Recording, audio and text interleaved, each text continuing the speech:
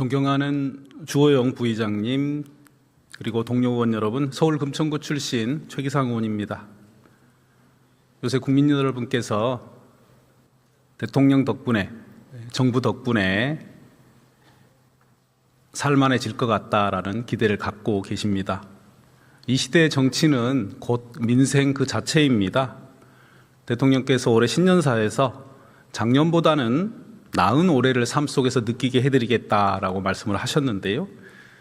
국민들께서 이걸 삶에서 느끼시려면 일상의 핵심인 물가와 일자리, 주거에서 체감하는 변화가 있어야 됩니다.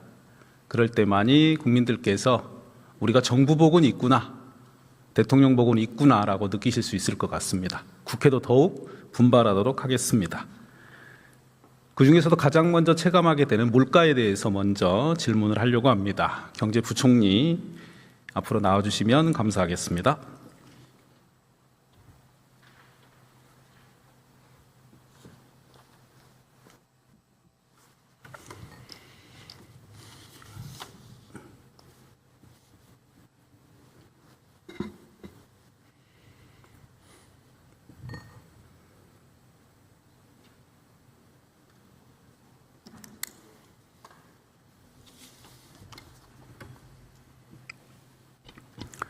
부총리님, 네네. 수고가 정말 많으십니다. 네, 감사합니다. 그럼에도 우리 세종의 사무관이 안타까운 일이 있어서 우리 공직자들이 안전하고 건강하게 일할 수 있도록 또 챙겨봐 주시길 부탁드립니다. 네, 그렇게 하겠습니다. 올해 재경부에 민생경제국이 신설됐습니다. 네네. 그리고 또 대통령께서 장바구니 물가에 대한 중요성 얘기하셨고요. 네. 이번에도 물가관리 TF 검토해라라고 지시도 하셨습니다. 네. 최근에 어떻게 준비하고 계십니까? 예, 진짜 실질적으로 국민들한테 가장 중요한 게 이제 생활 물가, 민생 물가입니다. 그래서 저희들 조직을 민생 관련만 전담하는 국을 저희들이 신설했고요. 또 대통령께서 이게 보통 이렇게 대응해서는 안 된다. 아주 확실하게 좀 대응하라고 말씀하셔가지고 제가 관계부처하고 해서 지금부터 했던 품목별 하나하나 이렇게 좀 대응을 하고 있고, 유통 과정이라든지 또는 정부가 또 이렇게 일일이 또 이렇게 보지 못하는 세밀한 부분까지도 이렇게 해서 물가를 저희들 잡을 수 있도록 최선을 노력을 다하도록 하겠습니다.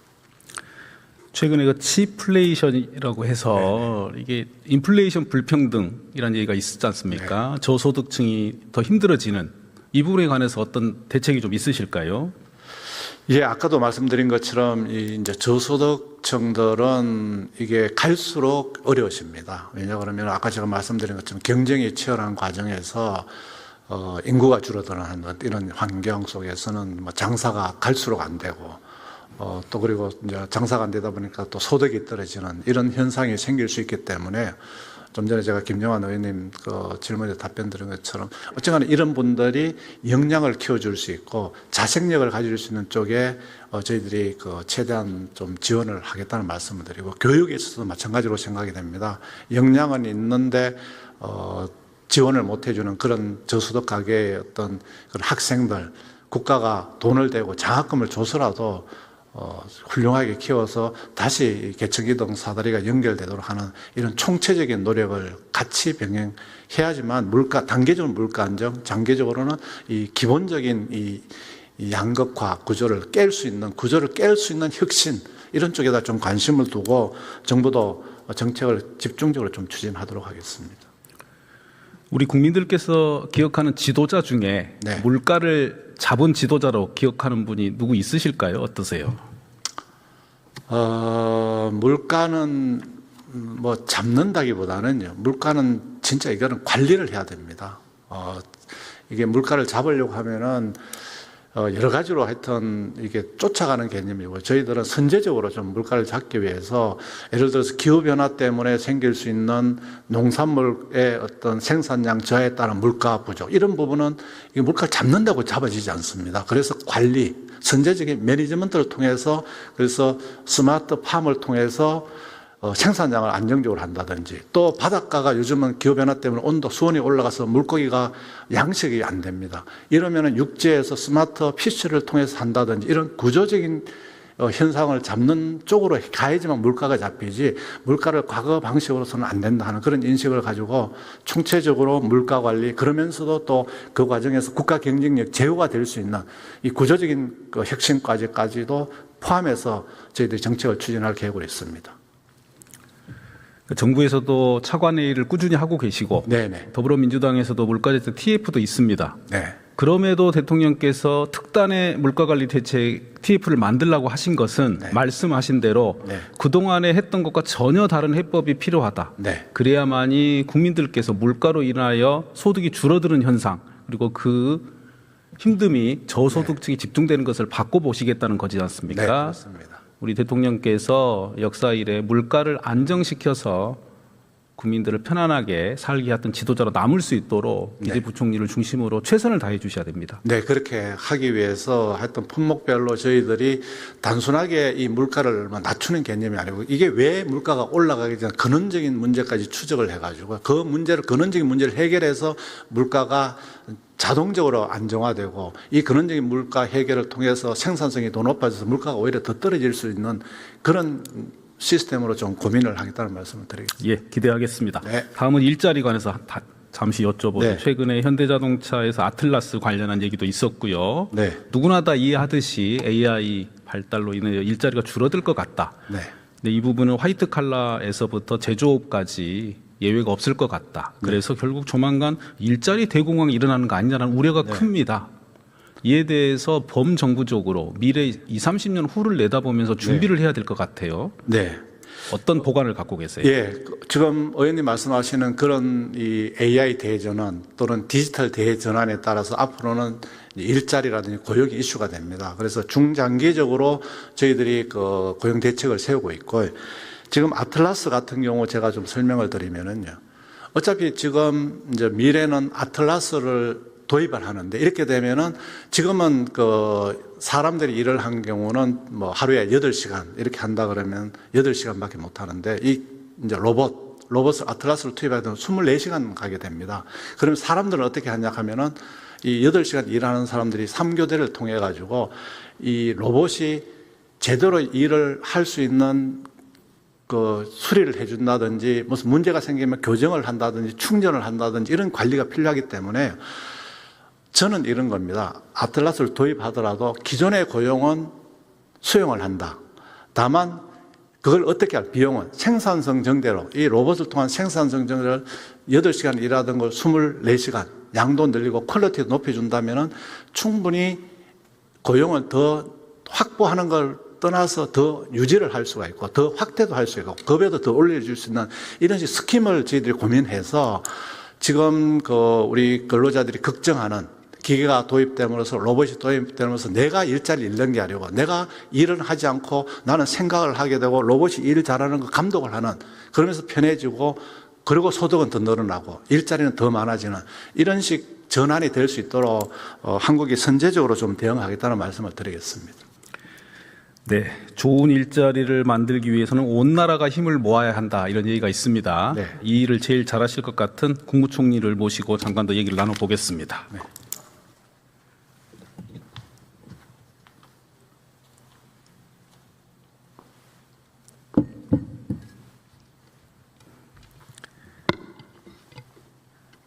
이 문재인 정부 시절에는 일자리 위원회가 있었습니다. 예. 그리고 청와대 일자리 수석이 있었고요. 근데 지금 아직 이재명 정부에는 일자리 관련해서 다양한 층위에서 논의를 하시는 걸로 알고 있는데, 저희가 이번에 정부의 목표를 쭉 봤더니 관계된 부처가 뭐 15개 정도 된다고 하고 수많은 단위의 회의체가 있습니다. 그래서 이 부분을 근데 우리 총리나 대통령께서 충분히 장악하고 끌고 가시는지에 대한 걱정이 좀 돼서 어떠신지 일단 우선 여쭙습니다. 일자리에 대한 관심은 당연히 매우 높고요. 근데 말씀처럼 문재인 정부 시절에는 일자리 상황판을 놓고 이렇게 관리를 했던 경험이 있지 않습니까? 근데 그렇게 접근하는 것이 갖는 양측면이 다 있는 것 같아서 일자리를 만들어낸다는 것은 결국 기업이 활성화되고 기업에서 사람들을 많이 고용하는 면도 있고 또 한편으로는 창업도 있고 또 한편으로는 지금같이 문화산업이 발달할 때에는 개인 크리에이터들이 많이 또 뛸 수 있게 해주고 그런 몇 가지 층위의 일이 있는 것 같습니다. 거기에 지방 기업을 지원하는 것도 있는 것 같고요. 그래서 기억하시겠습니다마는 대기업들이 저희들이 강제할 수 없지만은 가급적 이런 고용을 많이 해줬으면 좋겠다라는 표현을 그런 바람을 여러 번 표시하면서 그것이 일정하게 반영되기도 했고 그건 기업들의 자발적인 참여로 그리고 최근에 저희가 국정과제를 정리하면서 최근에 아주 역점을 두고 있는 것 하나가 창업입니다. 일종의 창업 열풍, 창업 드라이브에 해당하는 것이어서 그 창업과 관련하는 것이 뭐 뒤에 계십니다만은 뭐 중기부뿐만 아니라 여러 부처가 힘을 합쳐서 노력을 하고 있고 저는 사실 최근에 특히나 청년들이 새로 관심을 가지는 일자리의 상당 부분은 그 문화 영역의 일자리가 아닌가. 청년 고용 비중도 높고 또 그분들의 선호도 높고 해서 중후장대 산업은 점점 이제 그런 청년들이 사라지고 있기 때문에 그 부분에서 고용을 높이는 방안을 많이 논의도 해보고 제가 쭉 문화 관련 기업을 다녀봤습니다. 그러면서 드는 생각이 아까 말씀드렸던 개인 창작자들을 스스로 자기의 일자리를 창출하는 이것을 지원하는 게 매우 중요하겠다는 생각을 갖게 됐습니다.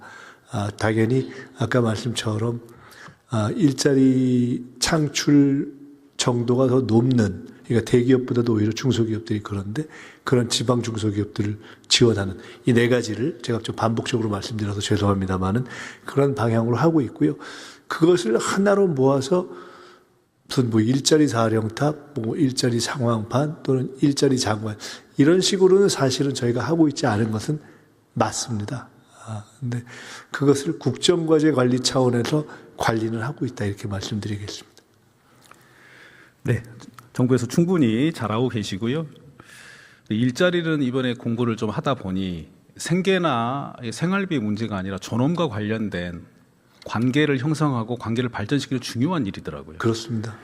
그래서 일자리에 대한 구체적 목표치가 그래도 있으면 그걸 보고 기대도 할 수 있을 것 같고요. 매년 성과를 좀 점검을 하셔서 예산이 사용되는데 이 예산으로 인하여 일자리가 어느 정도 생길 것으로 예상되는지 어려운 일입니다만 이걸 일자리 지수를 개발한다든지 이런 논의가 좀 있습니다. 그리고 이런 논의를 전체적으로 하려면 현재는 없는 일자리 관계장관 회의를 만들면 어떻겠는가라는 의견이 있어서요. 총리께서 좀 검토를 해 주십사 부탁을 드립니다. 네, 간단하게 두 가지만 말씀드리면 하나는 그 일자리 중에 쓸만한 좋은 공공형 일자리 이 부분에 대한 고민을 저희가 좀 더 해야 될 것 같고요. 또 하나는 최근에 특히나 청년들의 경우는 경력이 없으면 안 써주는 문제가 있어서 오늘은 출석 안 하셨지만 노동부하고 연관해서 첫 경력, 경험 뭐 이런 것들을 만들어주고 그걸 안정화시키는 이런 방식의 접근도 하고 있습니다. 일단 그런 등등을 저희가 생각하고 있다는 말씀 드리면서 일자리관계장관회의는 지금 말씀 들어보니까 의미가 있는 것 같습니다. 저희가 청년관계장관회의를 처음 시작했는데 일자리 이슈만 한번 쭉 모아가지고 하는 일자리관계장관회의를 한번 해보겠습니다. 감사합니다. 아이디어 주셔서 감사합니다. 감사합니다. 예, 다음은 이제 주거에 관해서 말씀을 드리겠습니다. 강남 그 구룡마을 화재가 1월 중순에 났었습니다. 기억이 나시지요? 네. 다행히 이제 인명피해는 없었습니다만 이재민들이 180여 분이 지금도 주거가 불안정한 상태랍니다. 그래서 서울 전에 지금 계신 곳에서 퇴소할지도 모른다는 상황인데 오래된 고민입니다. 대한민국 정도의 나라에서 예전에 포항 지진도 그렇고요. 산불, 수해 이렇게 화재가 났을 때 오히려 기존의 집보다 더 편안하게 모실 수 있는 획기적인 방안은 없나? 돈이 그렇게 많이 들까? 이런 생각 이번에도 또 들었어요. 조금 이분들 상황이 어떤지 좀 챙겨봐 주시면 좋겠는데 어떠세요? 그거를 지난번에 사실은 경북 지역에 화재가 났을 때 대통령님도 가시고 저희도 가면서 바로 그 문제를 고민을 했습니다. 차제에 이렇게 좀 죄송하지만 화재가 났을 때 임시대피시설로 옮기셨을 때 최근에는 이렇게 집 짓는 기술이 많이 발전했지 않습니까? 그래서 그것을 조금 더 근사하게 제대로 이렇게 좀 모여서 이렇게 거주하실 수 있는 그런 공간을 만들어내면 그분들에게도 좋고 지역의 일정한 경제에도 도움이 되지 않을까라는 생각도 해봤습니다. 그리고 비교적 빠른 시간에는 할 수도 있고, 근데 그것이 몇 가지 문제가 있더라고요. 본인들이 이렇게 희망을 해야 되고 본인들이 원하는 주거 형태가 있고 본인들이 사시던 지역, 그러니까 뭐 예를 들어 논이라든가 이런 것과 연관되어 있는 곳에서 다시 이렇게 집을 그냥 그 거처를 다시 회복하려는 이런 생각도 있으시고 해서 그런 것이 꼭 아이디어로 바로 되지는 않는다 하는 것을 저희가 느꼈고, 또 꽤 오랫동안 임시 거처에서 사시는 경우들이 있는데 그냥 뭐 보기에는 모양은 근사합니다만은 당사자들이 뭐 절대 편하진 않지 않으시겠습니까?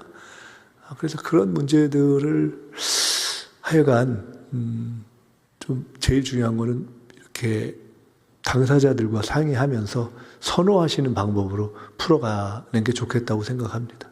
예, 계속 잘 살펴주십시오. 감사합니다.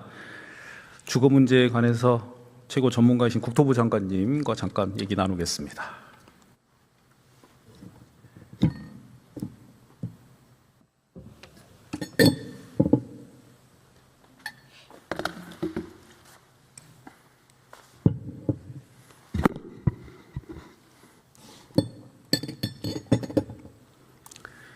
장관님 여러 번 말씀드렸습니다만 오늘은 또 본회의장에서 이 주거 빈곤 과구 말씀을 좀 드리겠습니다. 네. 이게 단기간에 해결될 문제는 아닙니다만 아시다시피 지하, 옥상, 고시원 최저 주거 기준 미달 가구가 176만 가구다. 그리고 2024년에는 91만 가구다. 게다가 제일 중요한 게 거기 사는 아동들이 수십만 명이다. 네. 그 아동들이 자고 지내는 집을 사진을 보면 저희 공직에서 일하는 사람들이 이렇게 살아야 되나 싶을 정도로 속상하고 부끄럽고 그렇습니다. 예. 네. 장관님도 너무나 잘 알고 계시고 의지를 갖고 계십니다만 더 이상 미뤄서는 안 된다. 네. 이걸 미루는 것은 저는 죄다 이런 생각까지 듭니다. 계획을 어떻게 좀 세우실 수 있을까요? 어떠세요? 그러니까 현재 그 뭐 쪽방이나 옥탑방 이런 데 거주하는 주거 취약계층 문제에 대해서 그 심각성 거의 정확히 인식하고 있고요.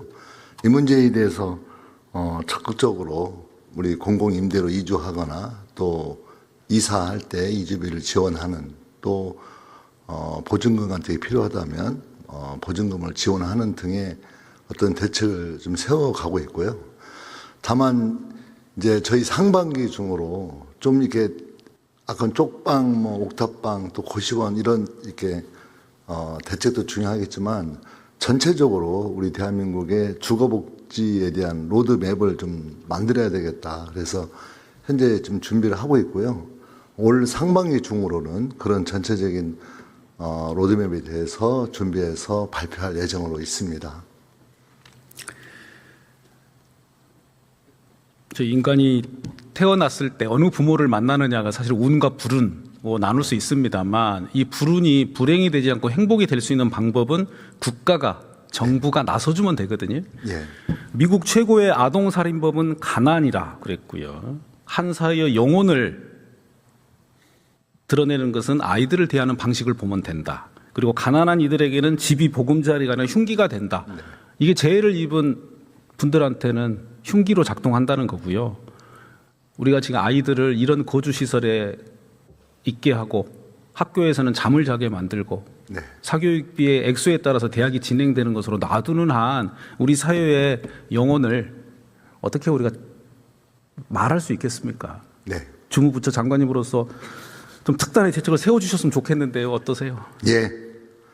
일단 뭐 정책적인 문제도 중요하겠지만 일단 저부터가 의지를 분명히 갖겠습니다. 그래서 의지를 가지고 의원님이 말씀 주신 취약계층 내지는 특히 어린 아이들에 대한 그런 주거 취약계층에 대해서 확실하게 좀 답을 낼 수 있도록 준비해서 진행할 수 있도록 그렇게 하겠습니다. 이 자리에 계신 모든 분들이 알고 계십니다. 아이들이 가난에 책임이 있습니까? 없습니다. 없지요. 그렇지만 니네들 현 시대 대한민국에서 이재명 정부 하에서 잘하고 있어서 복 받았구나. 말할 수 있게, 그래서 나중에 너희들이 어른이 됐을 때 나이든 이 자리에 있는 우리를 부양할 수 있도록 키워내겠다라는 각오를 가졌으면 좋겠습니다. 보시면요, 규정에 유엔의 아동 권리 협약에 또 아동 주거 지원 규정이 있습니다. 근데 우리나라는 보니까 장애인, 고령자 등 주거약자 지원에 관한 법률, 그리고 아동의 빈곤 예방 및 지원에 관한 법률, 아동복지법 등의 아동 주거권 규정이 없더라고요. 예. 영국 아동법에도 있고 독일 아동법에도 있고 프랑스 건축법에도 있습니다. 그럼 우리 정부가 한 번도 이런 일을 안 했겠는가 찾아봤더니 노무현 정부 시절에도 쪽방 비닐하우스 거주가구 해소 계획이 있었고요. 특히 문재인 정부에서는 아동 주거권 보장을 위한 발걸음을 내딛다, 이런 계획도 있었습니다. 근데 결과적으로 잘 안 됐습니다. 그 이유를 파고 들어가면 결국 여기에 남는 것 같아요. 정부 부처, 복지부, 교통부, 아마 기재부 등등에서 이렇게까지 해줘야 됩니까? 돈을 다른 데 써야 되는데 그래서 안 됐을 가능성이 매우 높다고 생각합니다. 장관님도 21대 때 관련한 좋은 법률을 내셨던데 혹시 기억나시나요? 네. 근데 장관이 되셨는데요. 이번 우리 정부의 87번 국정 목표를 보니까 여기에서도 주거 빈곤 아동에 대한 계획이 없어요. 아마 여기까지 미처 생각을 못 하신 것 같은데요. 근데 우리 5대 국정 목표에 보면은 이렇게 있습니다. 기본이 튼튼한 사회, 기본적 삶을 위한 주거, 그리고 각자의 가능성 실현. 저희가 직전에 봤던 그 집에서 사는 아이들한테 꿈을 가져라, 노력하면 된다, 공부에 열심히 못하니라고 말할 수 있겠습니까? 없다고 생각합니다. 우리 정부 목표가 있잖아요. 네. 그럼 해내야죠. 예. 앞으로 잘 부탁드리겠습니다. 예. 다른 부처 핑계대지 않고 하여튼 국토부가 책임지고 최선을 다해 보겠습니다. 감사합니다. 총리님께 다시 한번 또 부탁을 드려야 되겠습니다.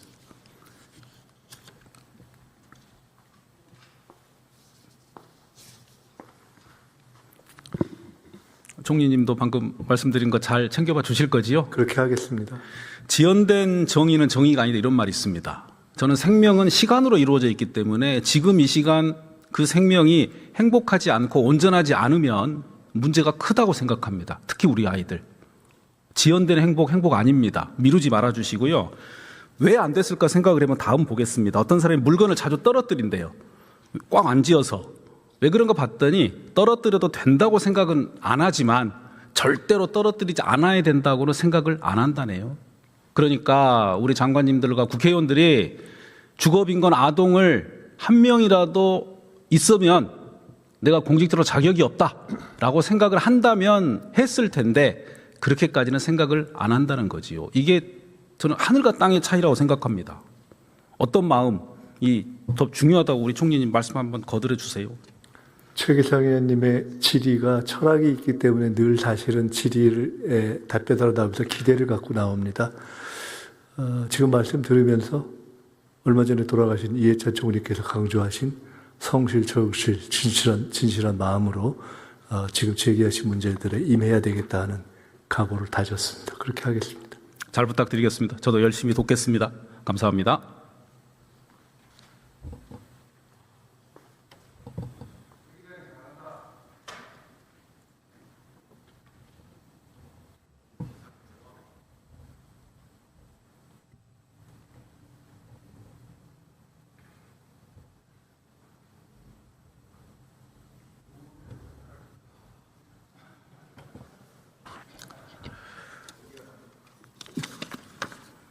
아쉽게도 제가 자주 인용하는 메르켈 전 총리의 말이 있습니다. 어떤 상황을 고민할 때 결말을 출발점으로 삼는다. 바람직한 결과를 생각하고 역방향으로 일을 진행한다. 중요한 것은 내일 신문에서 읽을 내용이 아니라 2년 후에 달성할 결과다.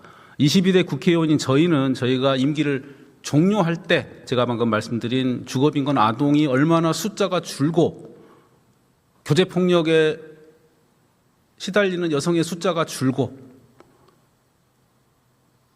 정확하게 계획 세우고 그대로 일을 해나가야 됩니다. 내일 아침에 신문에 날 기사, 오늘 당장 유튜브에 무슨 기사가 날지를 고민하는 국회의원이 모여있는 정치라면 무슨 의미가 있겠습니까?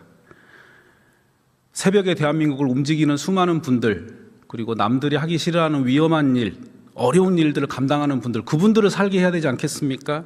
정부가 이렇게까지 하는구나, 이재명 정부 이렇게까지 하네 감동받을 수 있도록 우리 정부는 일하고 국회도 일해야 됩니다. 민주당이 최선을 다하겠습니다. 감사합니다.